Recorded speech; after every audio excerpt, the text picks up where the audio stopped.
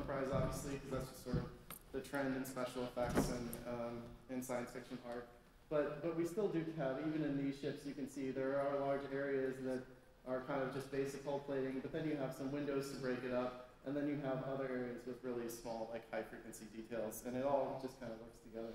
So tell us about these ships in particular on screen. What are these ships? What is the significance of these, at least the 4 ships behind the Inquiry Class, Thomas? Right, and so the Inquiry Class is included in this image because, as with the rest of them, these are ships from Star Trek Picard, namely the first episode of Season 2, the Stargazer.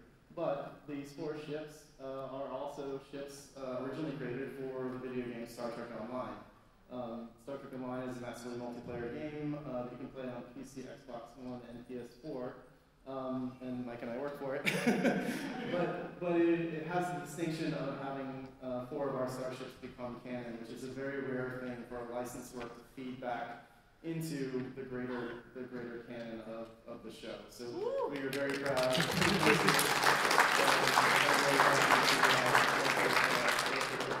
on that.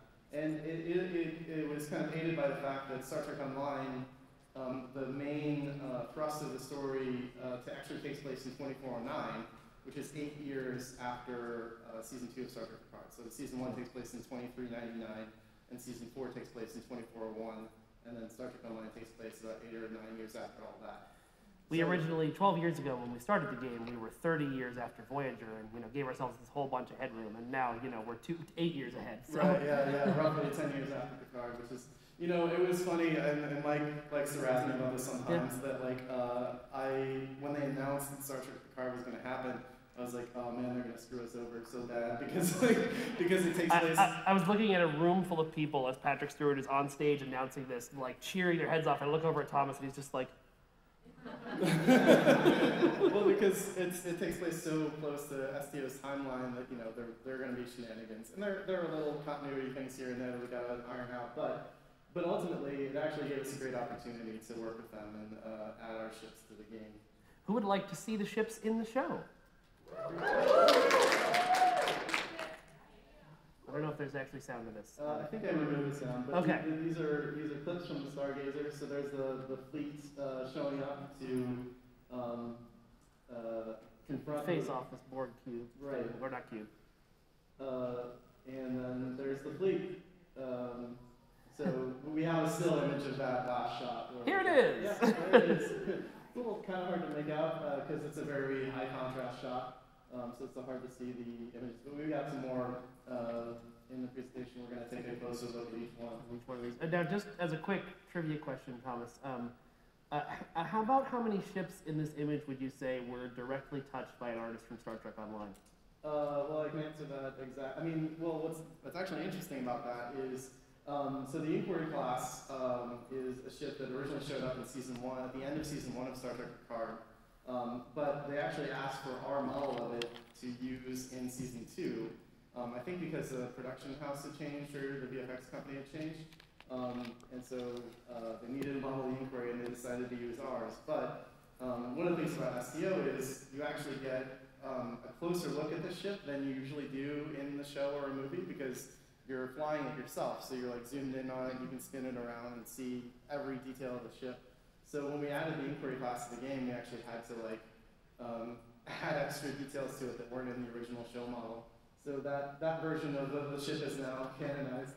Which, by the way, if you don't know, probably mostly people understand that term, but canon just means been in the actual show. There's what we call beta canon, which is like Star Trek Online, comics, novels, things that are officially licensed but not necessarily have appeared in the TV show or films.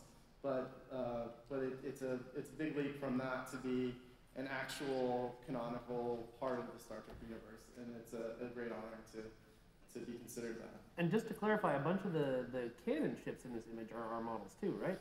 Yeah, so I think there's the Luna Class there, which is USS Titan, commanded by Captain Riker. They got that model from us. The Akira Class, that was another model they got from us.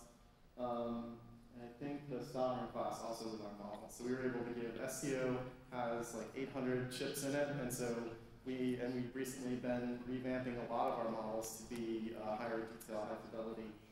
examples, from the show. So we've been working hard on that, and they were going to make use of that stuff as well. So these are the 4 ships specifically that were originally created for our game, and we're going to go through those one by one and talk about them. So let's start on this. I think the transfer the stuff over messed the font up a little bit, which is why that says Gagarin instead of Gagarin.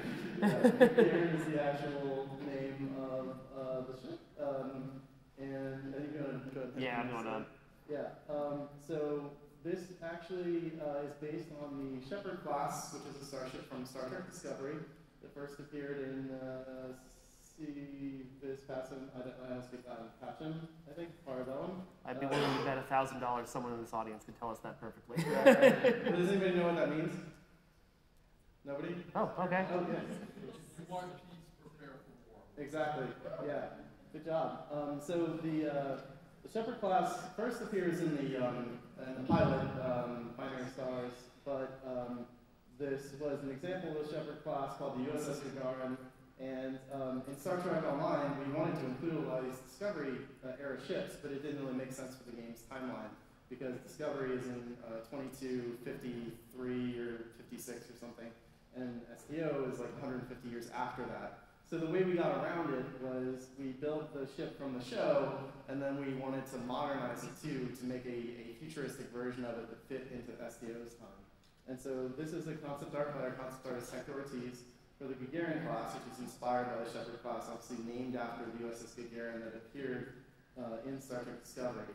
And so, we sleek it out, we added our kind of high contrast material to the ship, which is kind of a signature Star Trek Online look. And that's really kind of influenced by a lot of, you see a lot of futurist art that's very like black and white, very like high polished plastics and stuff. And so we brought that into our ship's visual design language to show a progression from the Sovereign class, which was kind of the most advanced Starfleet ship that you see in Nemesis, kind of at the, there's a break from Nemesis now to Picard, and so we were trying to extrapolate from the Sovereign, like what's looks even more advanced than that. So we leaned really hard into the high contrast look of the ships. And so if you go forward, you can see the final model. So that's a better look at the Gagarin. And like I said, you've got some areas that are kind of the dark blue, black, kind of polished mirror look to them, and then we've got the bright white. And that's also something that Doug Drexler said, that he designed the XO1 and the Enterprise J, and he has a very interesting starship design philosophy that, Starfleet ships are heroes. They should be brightly lit, and they should be kind of, not colorful, but obviously feel kind of heroic and easy to spot, like beacons of hope, right? And so that's something that also kind of feeds into our design philosophy when we're making these ships. We do want to do something sleek and futuristic and maybe a little bit aggressive, but we still want it to feel like it belongs in Starfleet and it has a noble mission. So talking about this ship in particular, and we'll cover this with a lot of the other ones that we come up too, but you have the basic silhouette of the Sutherland, where it's the saucer, and then it kind of comes up and back and has that really nice swept look. Mm-hmm. How did you and Hector approach then taking that to make it into a modern design? You talked about the black and white look of it, but also like what are some of the other details you guys looked at to make it look a little bit more sleek and futuristic? Yeah, so Hector Ortiz is our senior concept artist who designed the Gagarin, and then I think there's the Reliant. He has something he calls flow. So when you look at a ship, like how your eye goes from the front or back of the ship to from the back of the ship to the front of the ship, and you can see there are a lot of things, if you look really closely at that top view and also the bottom view, there are a lot of things that point your eye forward, right? There's the kind of the arrowhead shape of the wings pointing to the front, and then that's reinforced 2 or 3 times on the saucer of these like triangle features that again that point to kind of the round fronts, and then you've got a nice little like break in the saucer, like a mouth for a shuttle bay that also helps give the ship a distinct silhouette, right? And on the bottom you see even more strong examples of how you get that flow and that speed. You really build it into the shape of the ship. Yeah. All right. Well, let's talk about the Sutherland, which is originally an update of the Nebula class from TNG. So we've gone from taking a Discovery era ship and modernizing it to modernizing a TNG era ship. So that's two different ships from like 20 or 30 years apart in terms of storytelling and visual design language. So how do you reconcile that into one language for Star Trek Online? Well, I mean, it's interesting. We definitely have a couple different, I think, families within Star Trek Online, and I think that's okay because the actual Starfleet has that too, right? If you look at the Galaxy class versus the Ambassador class versus the Akira class and the Steamrunner, there are things that they all have in common, but also they also are pretty different between like Steamrunner, Akira, and Norway.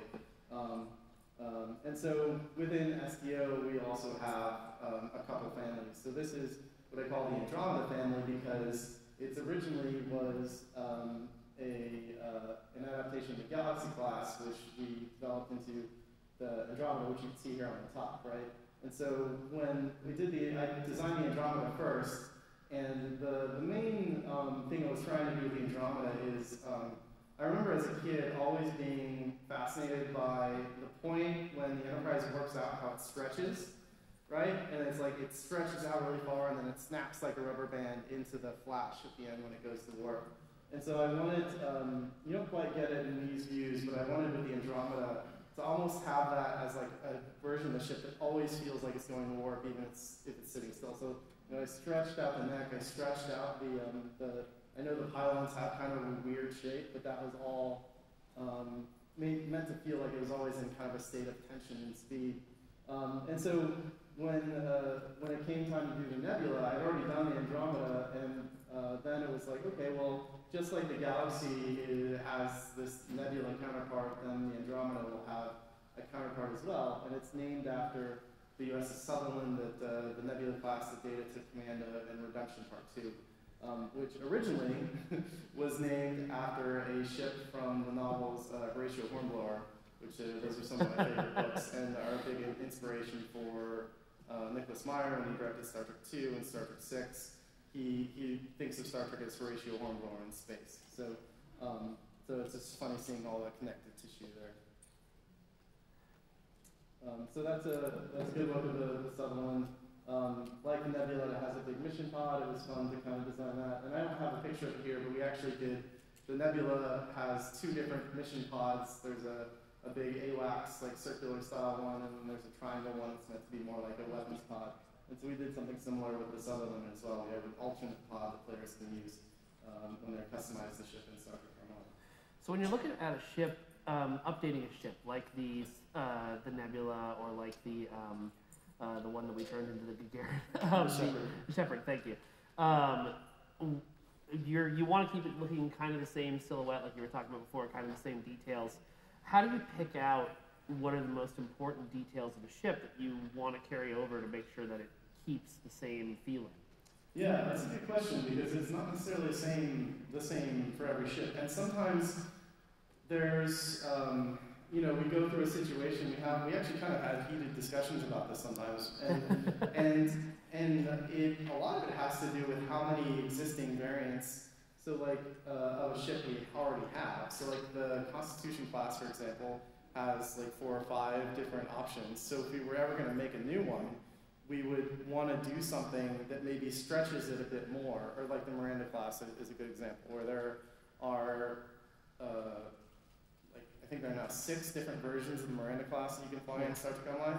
So if we were ever to do a 7th, we wouldn't feel as obligated to stay as close to the blueprint because people already have so many options that are already look sort of like the Miranda class. And so we really feel like we could push it. But if it's the first time we're ever making an STO version of something, then we feel like we do have to stick, we want to futurize it, but we want to stick more towards the, kind of the initial spirit of the ship because people will, they understand that they want the spirit of it just like a little more streamlined or whatever. Yeah. So speaking of the Miranda, this next ship we're going to talk about is the Reliant Class Advanced Cruiser, which is a fairly recent ship. We did her in the last couple of years, and as you mentioned, is based off of the Miranda class. Yeah. So go ahead. No, that's right, and that's actually the patch that Mike was throwing around earlier. We got some more. We've got a ton more. Right. Yeah. I'll just chuck them all away. for the Reliant Class, and it's based on the Miranda Class, which obviously showed up in Star Trek 2, and it's named after the USS Reliant, which I don't know. The Reliant is kind of a mess, Khan took it over and exploded, I don't know anybody who would be like, hey. Well, kind of in memoriam to the officers on the ship, maybe? Yeah. Well, I mean, they all survive, I think, except for Terrell. I suppose that's true. But he strands them on the planet, so the Enterprise, they pick up the survivors. But anyway, when we're designing this, we definitely wanted, it was an opportunity for us to streamline the original Miranda profile. And if you think about it, a lot of Miranda class ships blew up in the Dominion War. And one of the things that I like to do when I'm designing a ship is not just think about how it looks, but what's the story behind it? When I have some friends who work for the Navy or the Air Force or whatever, and so sometimes I talk to them about what's the process of appropriations, when you're making a new weapon system or a new ship. How does that work? And it's obviously a lot of committees and lots of red tape. But the idea is you don't make a new thing unless you don't have anything that can already do that job, right? And so presumably Starfleet is a big bureaucratic organization, sort of feels the same way. It's we need something new because we don't have anything that can already do this. And I think in the case of the Reliant, it was, we had something, but they all blew up in the Dominion War, so we need something new. And so, the Reliant, at the end of the 24th century is kind of a workhorse. You see a lot of them. They're usually doing escort work, or I think there was the, not the Bozeman, that's the Soyuz class, but the Britannian, which is transport, and there were only 30 or 40 people on it. It was just hauling cargo around the Federation. So they're very logistical-oriented ships, and so it seems to me that you would still need that. It's actually a crucial part of operating an interstellar civilization, but it's not going to be super sexy. So we didn't want to stray too far. So then you went and made it super sexy? Well, that's Hector's job. Hector designed this, and we still want it to be cool. I mean, that's the other thing about designing a ship for Star Trek Online, is because you can pick any of these ships, they all have to feel like a hero ship. You want it to feel like, this is my Star Trek TV show, these are my Star Trek characters, this is my Star Trek ship. And ship, it's my firm belief that ships, the Enterprise is just as much of a character in the show as Picard or Riker, or Janeway or whatever, right? Voyager and Janeway's relationship is, a core foundational part of Voyager. And she's so passionate about getting that crew home, and I think in Year of Hell, she doesn't want to abandon Voyager because Voyager has been their home for so long, right?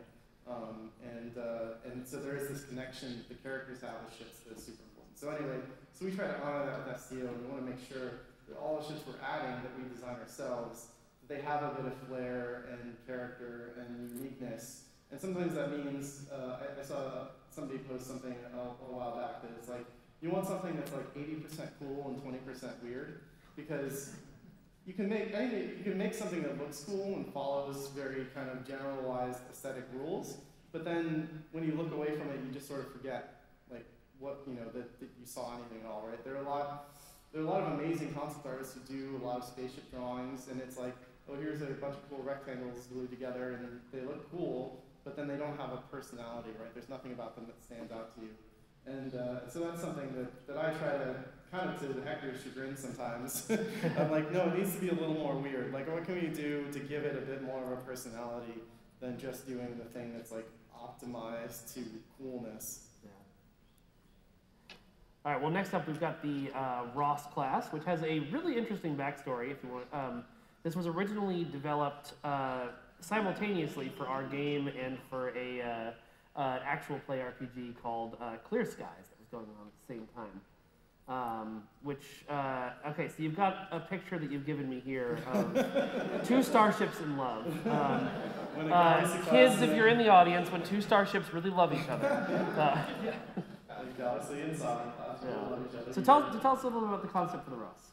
Yeah, I mean, that was pretty much it. So this has actually been something in the Star Trek fan design community that's happened that has been kind of a rite of passage. Everybody sort of what's the next step after the Enterprise D? And so a lot of people have done this, taken a Galaxy class and a Sovereign class and kind of mushed them together and mushed their features together. And so the ROS was just sort of my attempt to answer to like how would I do it. And it happened to work out that the Clear Skies crew were looking for a ship and they wanted something kind of in the range of the Galaxy class, but also set a bit after Nemesis. So it was kind of a serendipity that we could work together on that. And then when Dave Glass, production designer at Picard, reached out to us about using our ships, the ROS was a natural choice because it occupies that space in the timeline of being after Nemesis, but still before STO. And so it's something that we kind of leaned into for that. And so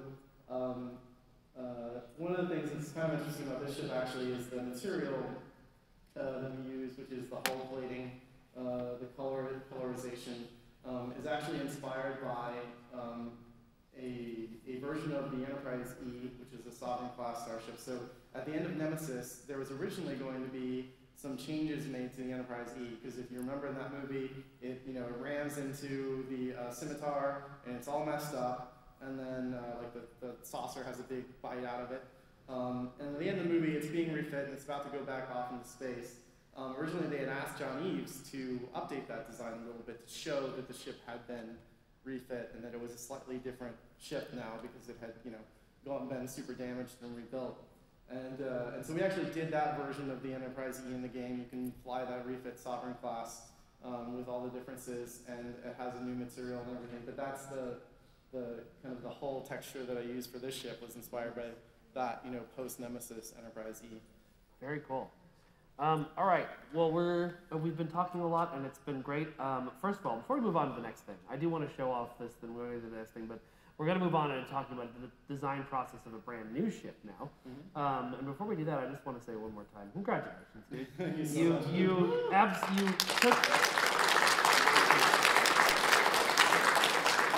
You and your team, just through their passion for Star Trek ship design, managed to, by sheer force of will, make yourselves canon, and I think that's something that should be really celebrated. It was always a whale manifestation. Yeah.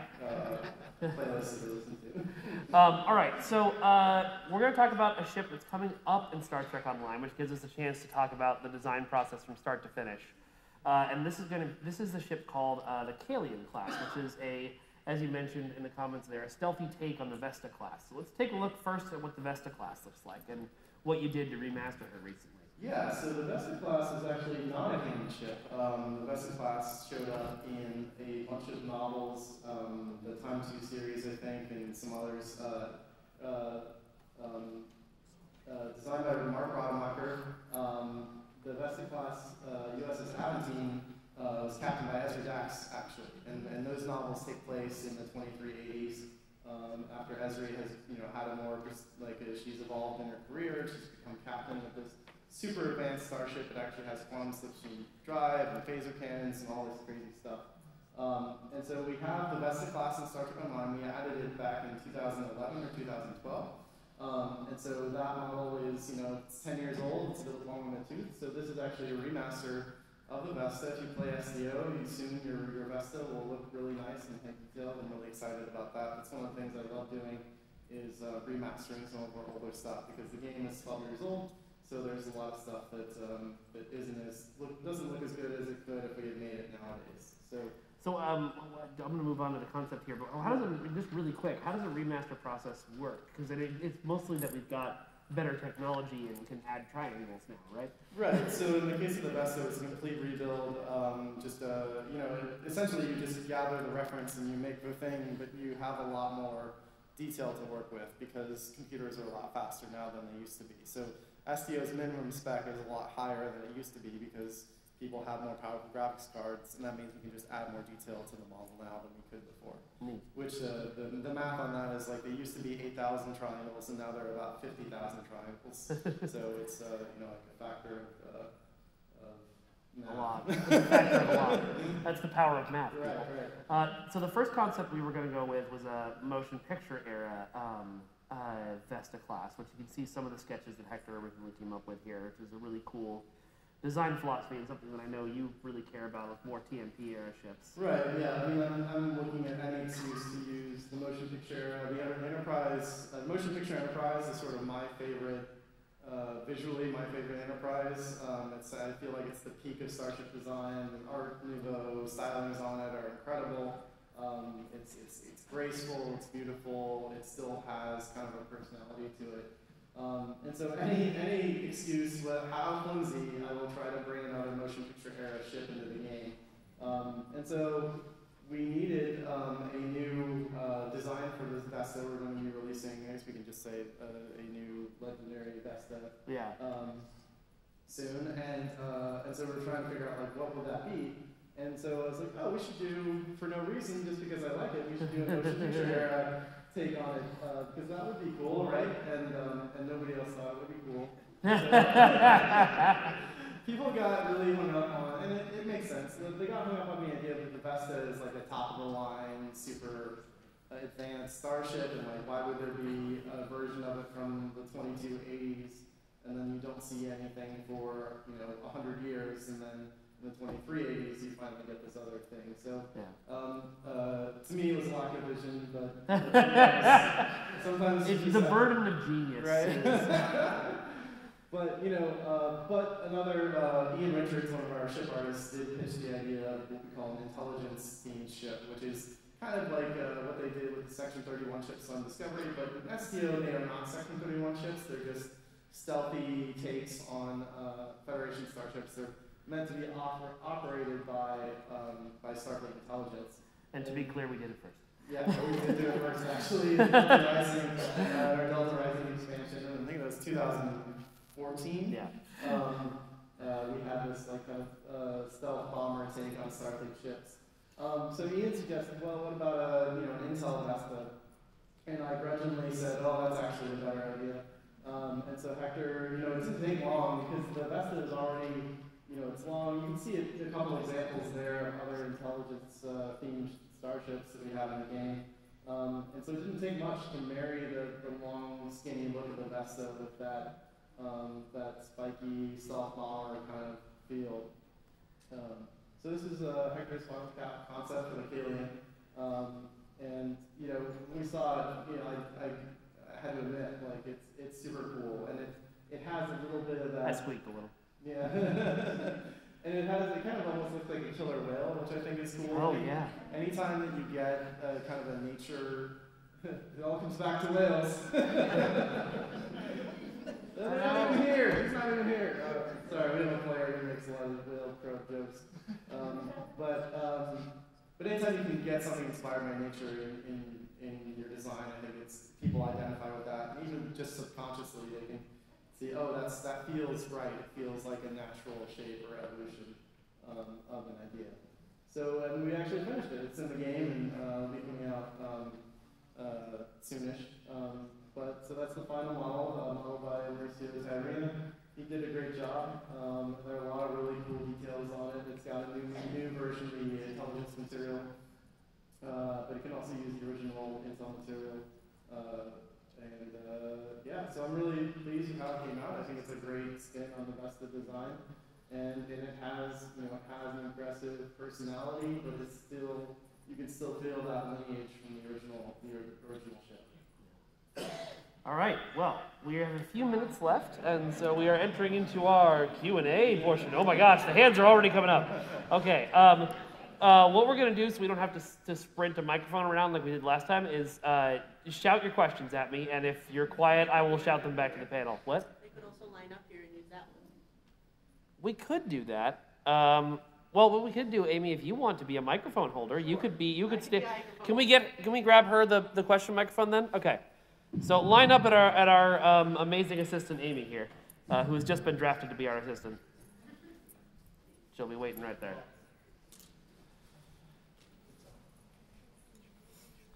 Amy she has done a great job moderating the first panel, our season 26 preview panel, and you're actually going to be on a panel with Kate Mulgrew this afternoon, right? Yes, I'm not hosting a Q&A session, but I am hosting a book talk right after. Nice. You can grab a book and get it signed and chat with the captain. Awesome. Fabulous. Do you have any plans to update the LCARs inside the Starships to reflect the LCARs we see in Starship Picard? No, because they're older than our LCARs.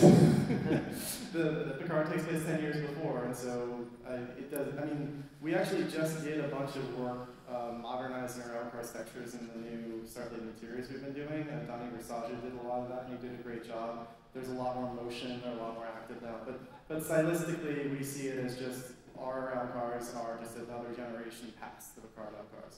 Thank you. After the board being a cube, doesn't matter. I mean, could you just put anything as a starship design? Because a cube is completely unaerodynamic at its base. Right. Yeah. So it really could be anything, right?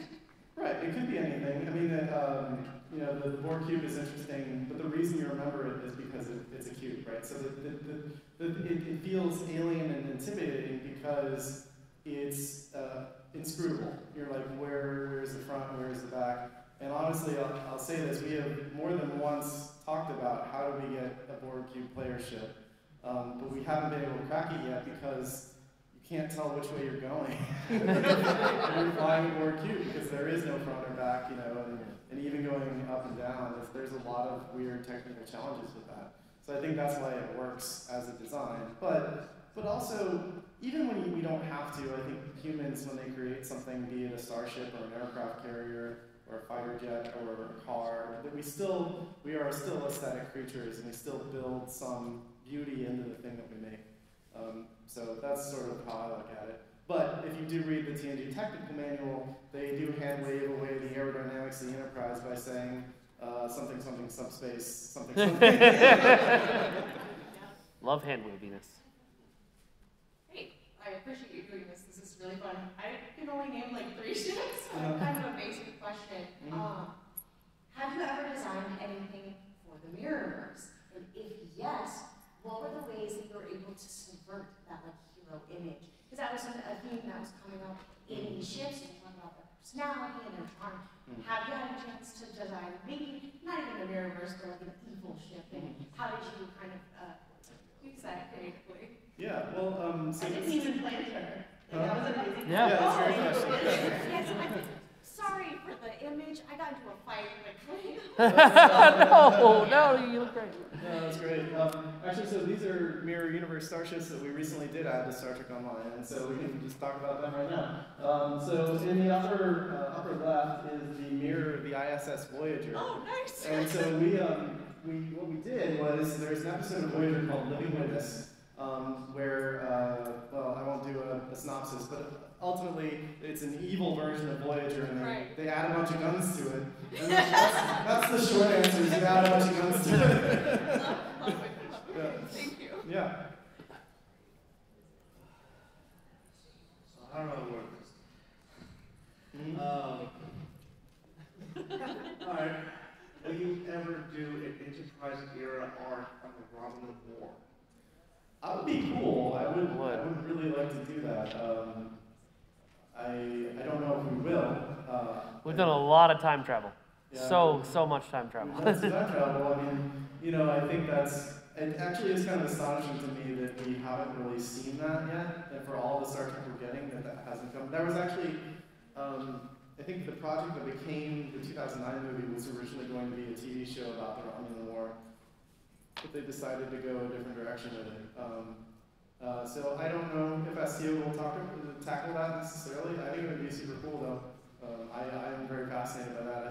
I think that the challenge is when you do something like that, then if they ever did do a canonical version of it, then it's like, oh, well, that just invalidated all the stuff that we did, right? Like we talked about in Picard earlier. So, but I would love to see it. There is a book.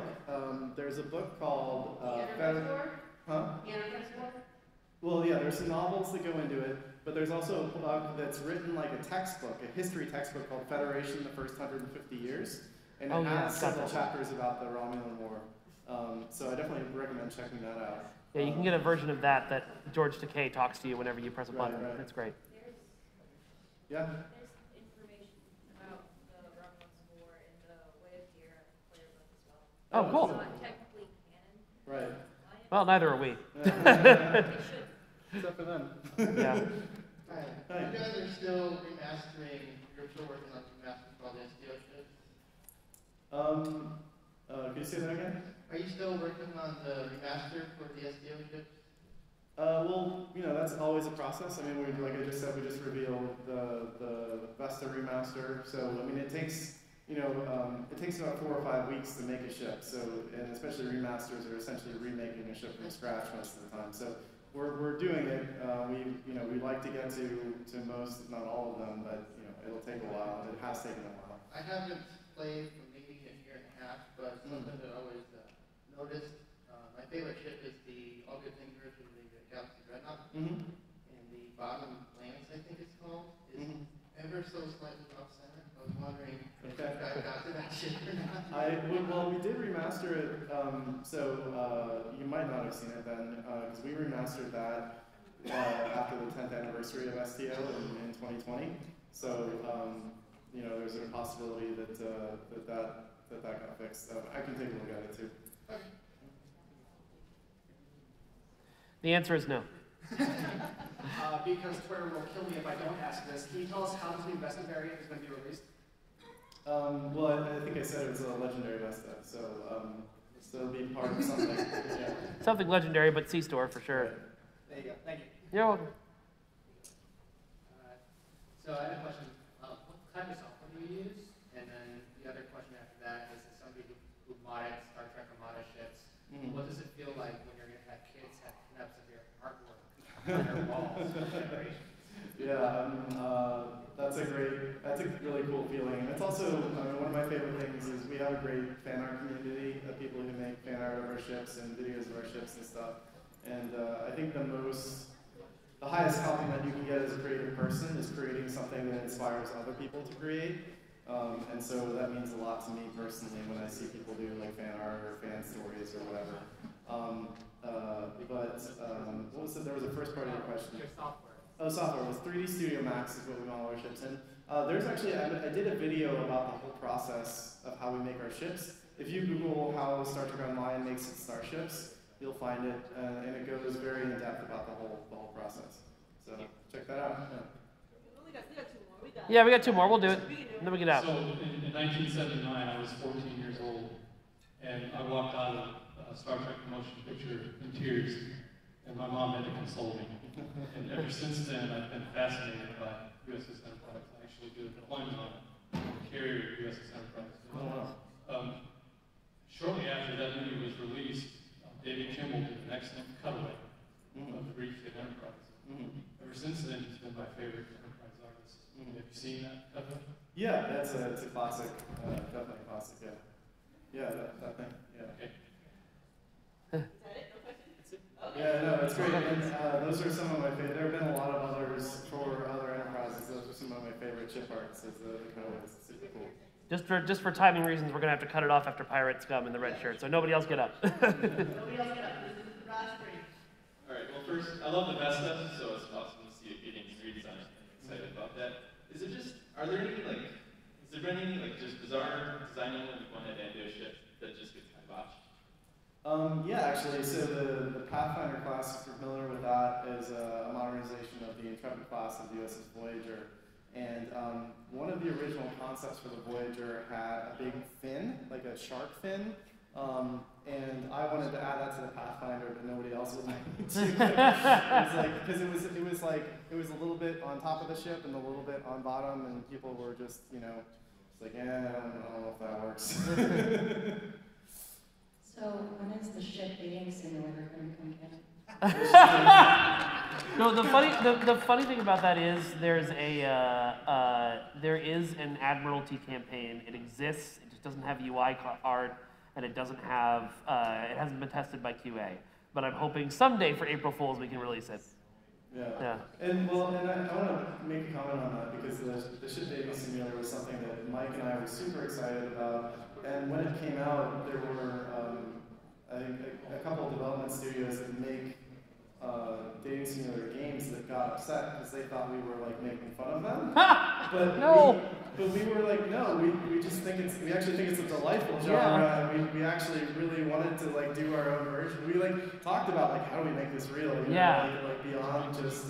That was one of the most fun things I ever worked on. And I felt bad about. I really felt bad about it because it wasn't that we were disrespecting the genre. We thought a lot of people in Cryptic actually really loved that type of game.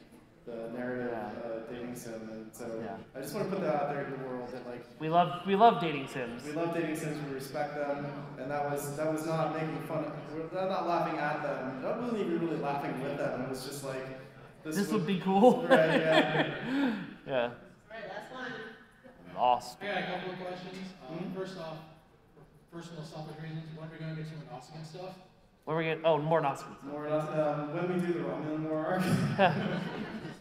Also, secondly, I did ask this question, or else my Discord channel is going to write me down. T6 Path Leader went. You have to do it. You have to do it. This was, for those of you who don't know, that was our April Fool's joke this year. It's a Pathfinder that Thomas designed, sandwiched onto a McKee fighter, just like the original Jaeger ship. It's beautiful, and we should make it. That's a deep cut there. We have a bunch of patches up at the front. Yeah, you want some? We also have a lot more at our booth. So if you want me to throw one to you, I'm happy to try that again. Thanks everybody. This is really fun. Okay. I got 5 more of those. Yeah, stop by the booth for 5 more. We got people. I'll go to the booth. Yeah. There you go. There you go. Thank you. There you go. Amy, thank you so much.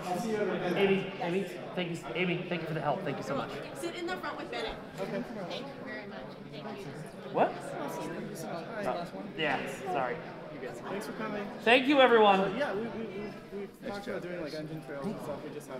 We have to just keep working on it. You know, a lot of possibilities, but you know, it's just things work out or don't work, and you have to just try it. And so that's part of the problem.